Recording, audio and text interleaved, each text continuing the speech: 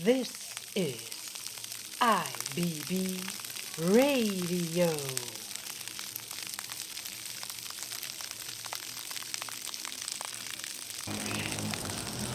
The moon, Kiran, quietly shines her silver light, a sign that night is drawing near.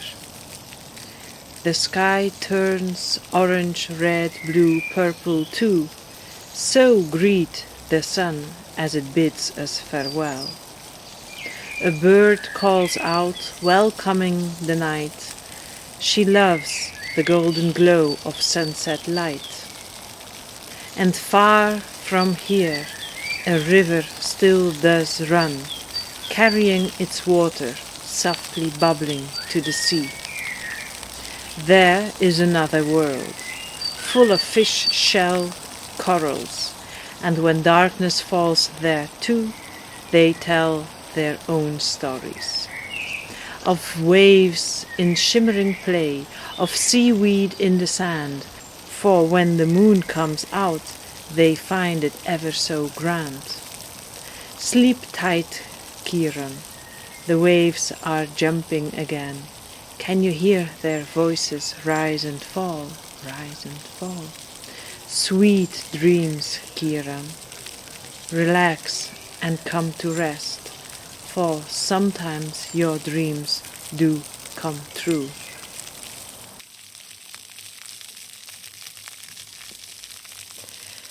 Welcome to the IBB radio show Not Art, the art of connecting lives, human and more than human, together through stories. Telling stories, sharing stories, creating stories together.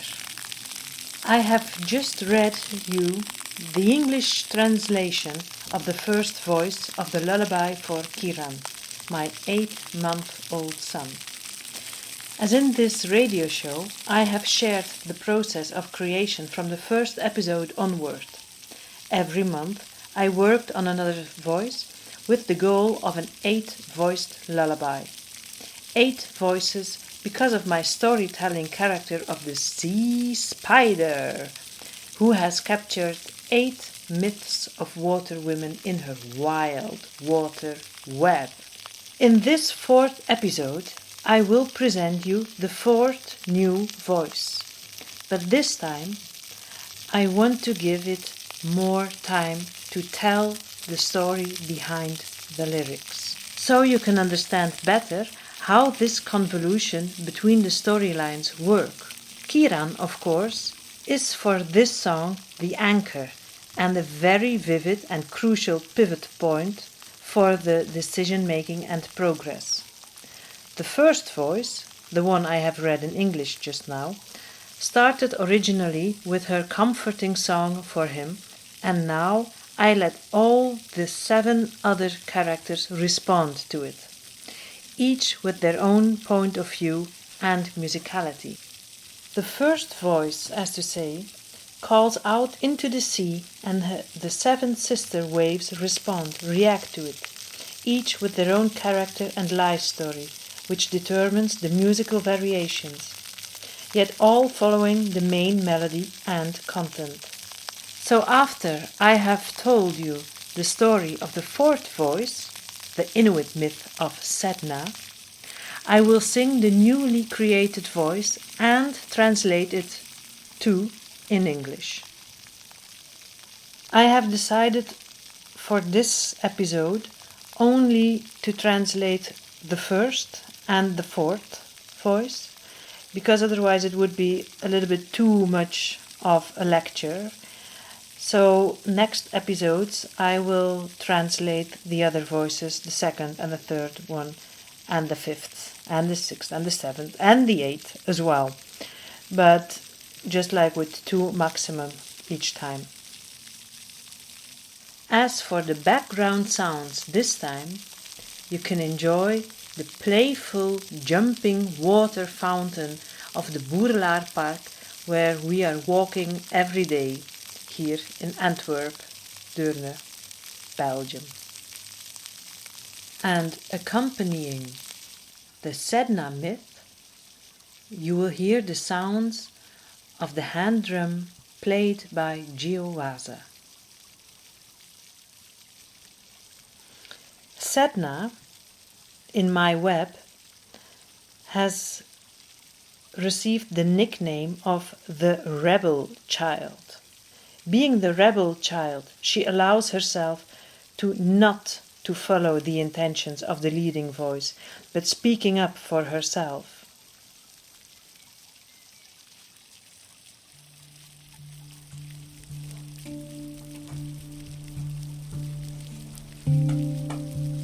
Now the story of SEDNA takes place far, far away, in those remote regions on Earth where snow and ice dominate the landscape. No warm, comfy lands, no trees, fruits, flowers in spring, only icebergs, ice caves, snow whites and snowstorms, and cold, deep blue ocean waters.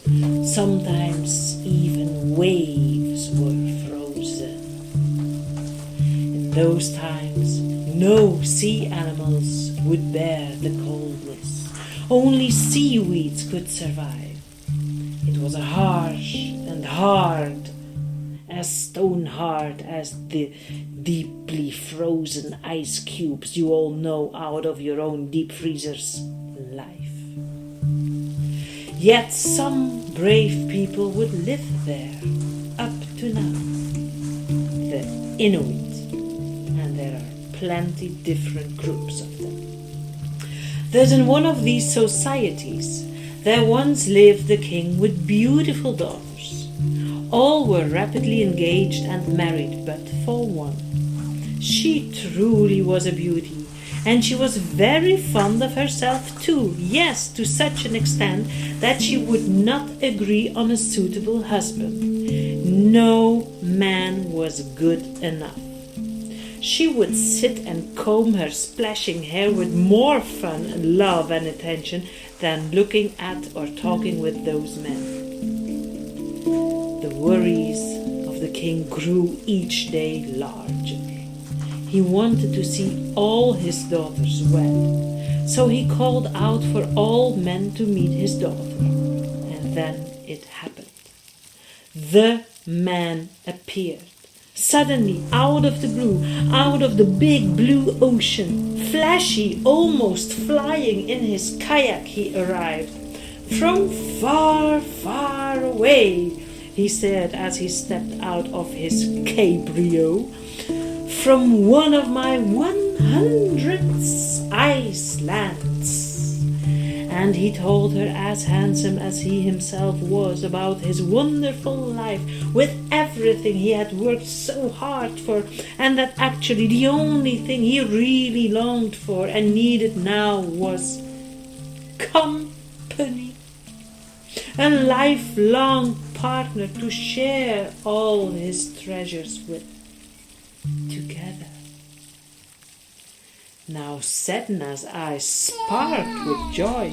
She was impressed by his appearance and by the image of living a life alike together with him. So, finally, she said, "Yes, yes, I will marry you." And so they did, and so they sailed away, far, far away, and never came back. End of the story.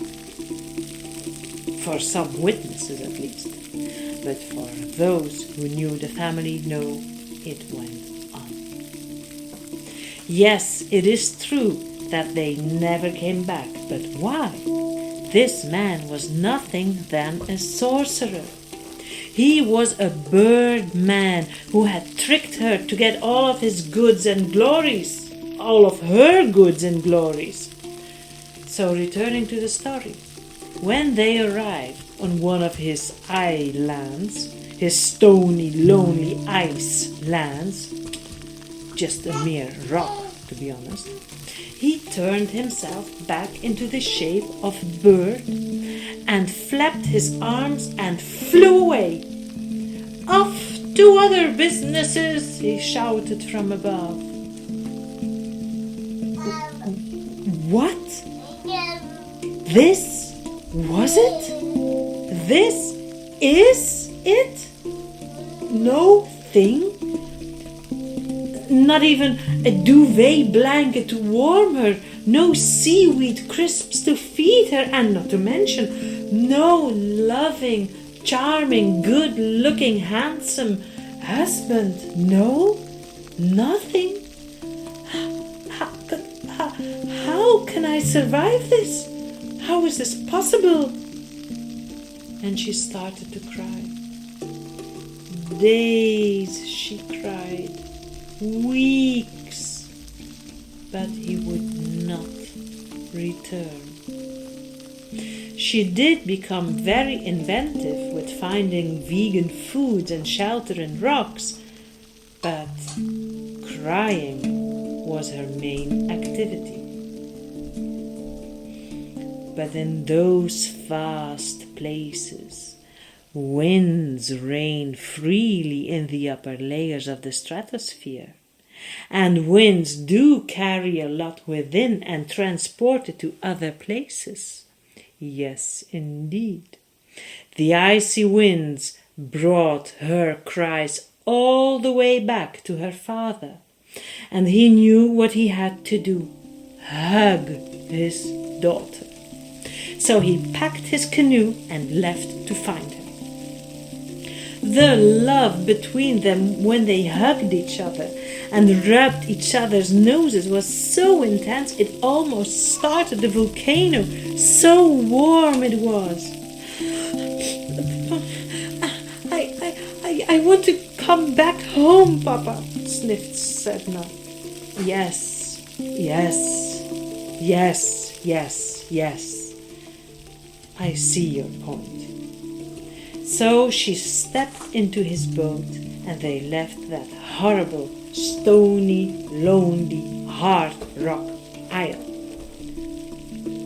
But the icy winds traveled in all directions. The happy sounds of their love were transmitted also here and there. The sorcerer birdman heard about their reunion, and filled with anger, he started to flap his arms so heavily and powerful that not only the winds grew stronger and wilder, also the waves arose higher than ever before. Even some crashed over his rock islands. The king's eyes had never seen such a threat so close by before.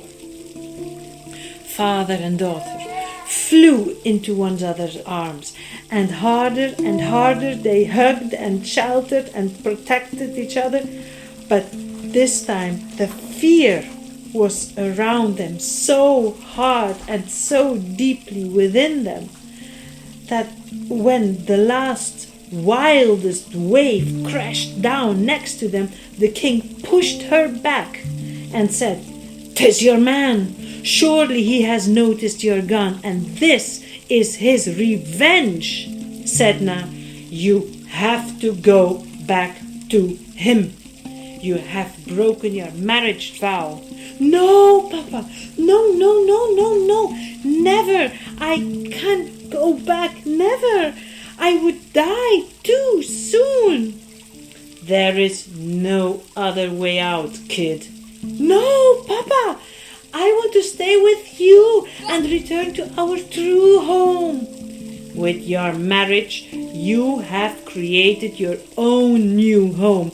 There is where you belong now. So go back now." And he cold-heartedly pushed her out of his boat. Out of fear the tempest would kill him. "Papa, no!" SEDNA tried to swim against the waves, breathe against the winds, and climb back up into the boat. "No, is no, the king said, and took his axe and chopped off the 10 fingers who desperately were clinging to the rim of the boat. SEDNA felt the blade, sharp as icy glass, piercing into her flesh, and her warm blood ran out of her hand, mingling with the salty seawater, with her salty tears, with the unbearable pains of becoming abandoned right now. Yet she pushed her body up against the boat. Now is yet to come. She still had her hand palms. So again she rose out of the water and grabbed the rim of the canoe and begged her father, "Please, Papa, don't throw me away." But his hysterical panic was bigger than all those waves on top of one another. Blind he was out of fear of losing his own life, fear for death, his death. Thus he cut off the fingerless palms of his daughter as well. Now she fell, first struggling, then losing strength, becoming cold. Her clothes filled with water and became heavy. She took her last breath as she felt how a current took her by her hair and dragged her down, deeper, colder, darker, stiller. This was it, she thought. This was my life. She released her final breath. The current had let her go, and now she fell freely, as light as in air. So deep she was, there where gravity rules again, and not the resistance of water. All was soft now. Her heartbeat softened, slowed down too, relaxed, as if she was falling into a deep sleep. She became one with all her surroundings, surrendering to it all, her past life, her struggle to survive, her falling within and dying in this dark, deep place. So deep she had never ever seen, experienced, or even imagined before. She was actually surprised that this experience was so long, and she was so conscious of it all. As a matter of fact, she didn't feel that bad at all. On the contrary, suddenly it was as if she had received a shot of energizing vital force. Therefore, she opened her eyes, and even bigger was her surprise to see herself being transformed into something else. She was not quite sure what she was, as her legs as well were no longer there. Instead, they were seemingly knot together with an exclusive scale like woven tissue, like a fishtail, but more extravagant. And where her lost fingers and hand palms were, now some equally fancy swimming membranes had appeared. Is this life after death? Like heaven underwater? Or an underwater hell? Where am I? And what am I? She looked around her, took a deep breath. Yes, she was alive. She could breathe, albeit in water and filtering the oxygen out of it. As she was opening her eyes clearly now, she noticed so many shiny eyes around her too, so many different creatures around her she had never seen before. There were fish, snails, crabs, seals, orcas, and even huge whales. The sea was filled with life, and what a joy filled her heart fully and finally. This is beautiful. The animals brought her food, played with her hair, gave her soft seal fur massages. Great. Life is great after all. In the end. Sedna smiled. She had never thought to have come to this point in her life story, but it was true. She enjoyed her life and lived happily ever after. As out of her pain, blood chopped off fingers and hand palms, not only she had transformed herself, but sea life was created. Sedna would be known from that day onwards as the mother of the fish of the sea. And with the abundance of her creations, she could even feed the world above as well. Her gifts were so generous that even birds like her trickster ex-husband now could feed on fish as well. And the Inuit people could start fishing and hunting seals for food and better clothes, boats, whatever. Honestly, Sedna brought not only new life to herself, her wide environment grew bigger, healthier, happier, enjoying the benefits of her transformation.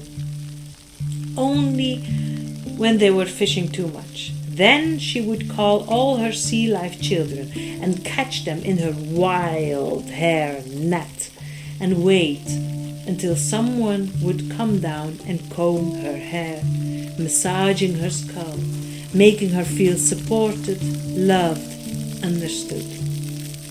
Then she would set her sea animals free again, without remorse, but with love and forgiveness, because she had learned to rely on something else and be held in the hands and fins of others when she needed help desperately.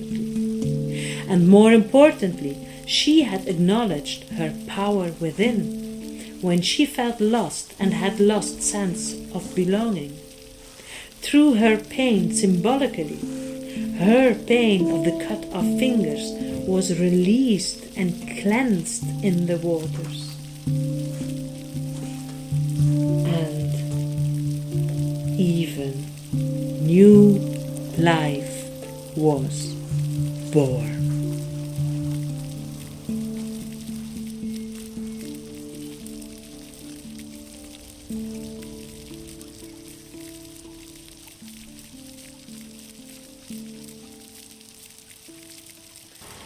De maan, Kiran, straalt stil haar enkel in de nacht. De schijn van steen wordt een zijn van licht, zo sterk dat je erin baden kan. De hemel raakt vervuld van kleur, een schouwspel intens en van korte duur. Het licht ebt weg en het licht ebt weg, toch brengt die lichte een nieuwe fleur. Een vogel voelt hoe de avond valt, ook dag en zon verder van ons. Zij houdt veel van wordt nacht, de hemel zwart, toch is dit einde een nieuwe start. Hoe een eigen weg te banen loopt ook tot de kracht van een rivier.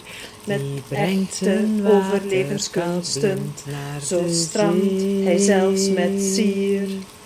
Maar land jij in ijskoud water en je denkt, ik sterf, alles doet pijn, alles is stil, niets of niemand om je heen, voel dan je hart klopt en vanzelf.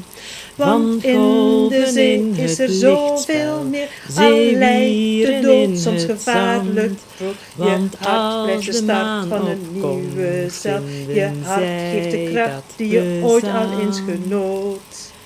Slaap zacht, vertrouw dus maar, Kiran. De golven Hulp komt als je die nodig hebt. Hoor jij Je hun kan stemmen veel meer dan klinken je denkt. op Er en is zoveel neer, dat op je en niet neer. eens merkt. Droom Het zoet, water wiegt je Kiran, zacht. ontspan Ook en jij rust bent maar vrij van uit. vorm of Want maat. soms Je komen kan je zijn wie dromen je bent, ook hoe het echt jou het uit. beste smaakt.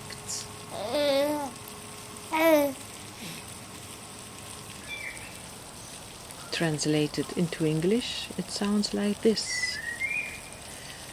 The moon, the moon, the moon, Kiran, shines her light only in the night. The shine of stone becomes a state of light so strong that you can bathe within it. The sky becomes filled with color, a spectacle intense but short in time.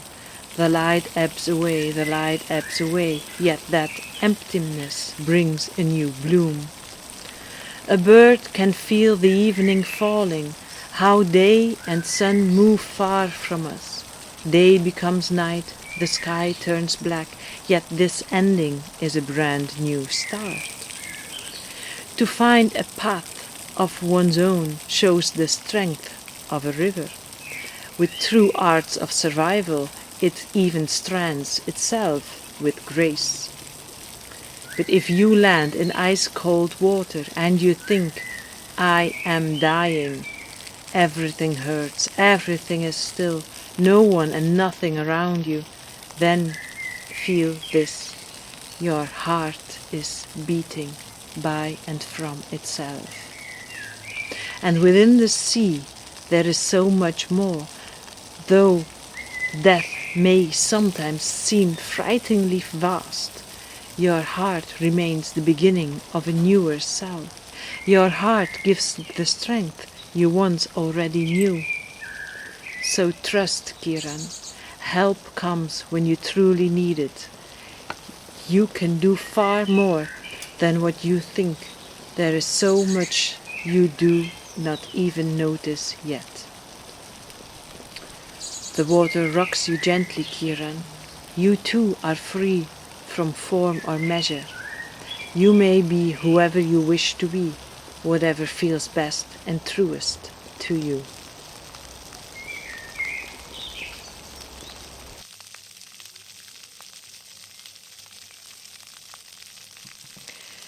So, I love to say so before I start to say something else. This was episode 4 of the IBB radio show, Not Art. I hope you have enjoyed it.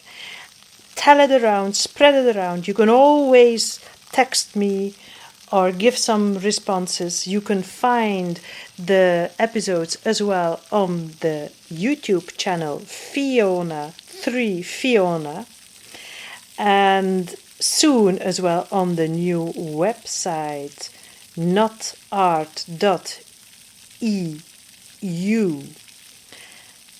I hope to meet you another time. Bye.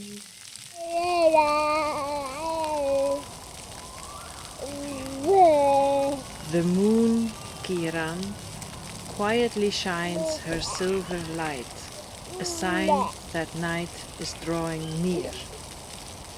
The sky turns orange, red, blue, purple too, so greet the sun as it bids us farewell. A bird calls out, welcoming the night. She loves the golden glow of sunset light. And far from here, a river still does run, carrying its water, softly bubbling to the sea. There is another world, full of fish, shell, corals, and when darkness falls there too, they tell their own stories. Of waves in shimmering play, of seaweed in the sand, for when the moon comes out, they find it ever so grand.